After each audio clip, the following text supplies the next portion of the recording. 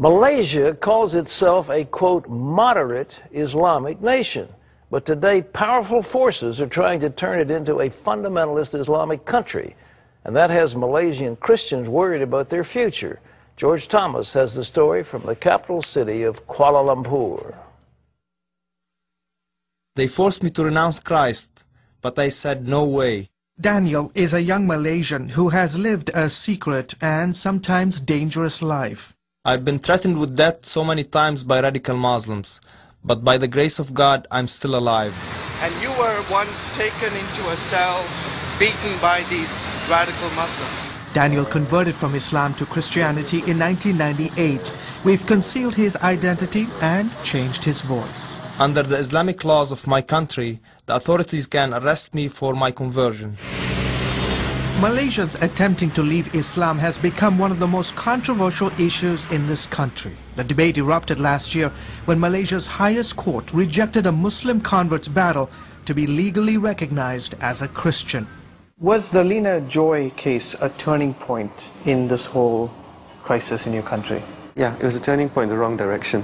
Malik Imtaz Sarwar, a well-known human rights lawyer and a Muslim, presented a brief in support of Ms. Lina Joy's conversion case. It crystallized a legal basis to implement the kind of measures that we say are undermining of the entire societal framework of this country. Lina Joy was a bad decision, a very, very bad decision. A decision that forced Lina Joy to flee the country. Meanwhile, Sarwar's support for Joy made him a wanted man. Posters carrying his picture circulated calling for his death. He's been branded an Islamic traitor because he believes that Malaysians should be free to choose their religion. The freedom is to profess.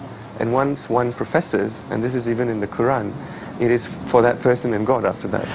Malay Muslims make up 60% of the population. The rest are mostly Christians, Hindus and Buddhists.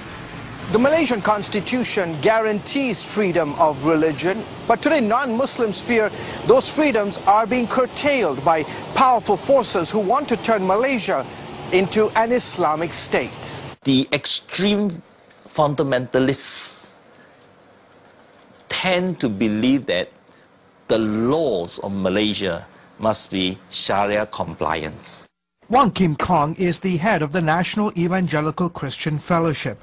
He says there's been a subtle and gradual encroachment by extreme fundamentalists in the affairs and rights of Christians. A case in point, the Malaysian government recently announced that certain Arabic words such as Allah cannot be used by non-Muslims. They argue that Allah, which means God in the Malay language, refers to the Muslim God and can only be used by Muslims. The Islamic Authority failed to recognize that the word Allah predates Islam. You know, this word existed way before Islamic religion came into existence. At the center of this controversy is the Herald, a Christian newspaper that's been warned repeatedly that its permit may be revoked if it refuses to drop the use of Allah in its Malay language section. Is this case an affront to religious freedom in Malaysia? Definitely. Definitely. Obviously, I mean, when you tell somebody of another faith that you can't use the word to worship, then where are we going to? Is there another word that we can use which is in the language for God? There is none. The Herald has filed a lawsuit against the government on grounds that the ban is unconstitutional and against freedom of religion. Meanwhile, violations against the Christian community continue. Malay's Internal Security Religious Department raided several Christian bookstores recently and seized children's books, claiming that they violated Islamic Sharia law and aroused Muslim sensitivities. Yanis Gatsionis is a freelance journalist based in Malaysia.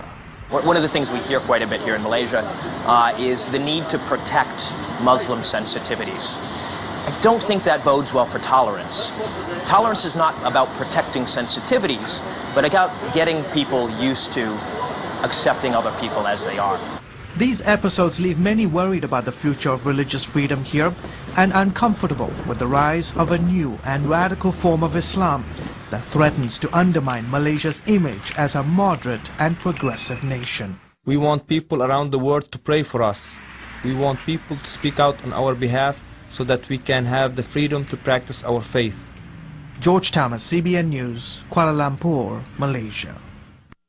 You know, it's amazing the government of Malaysia wanted to make that a shining example of modern progressive technology. They wanted a technology park and the internet. They wanted to bring American companies over there, but no companies are going to go into a situation as restrictive as that, and if they go back into the Middle Ages, it's going to set that country back dramatically.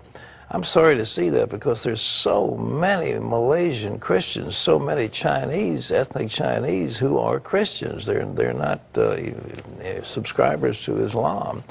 And there's been a relative peace between these groups for the longest kind of time, and you hate to see this radical trend taking place in a country that has been basically known for its tolerance and freedom. It's a shame. Terry?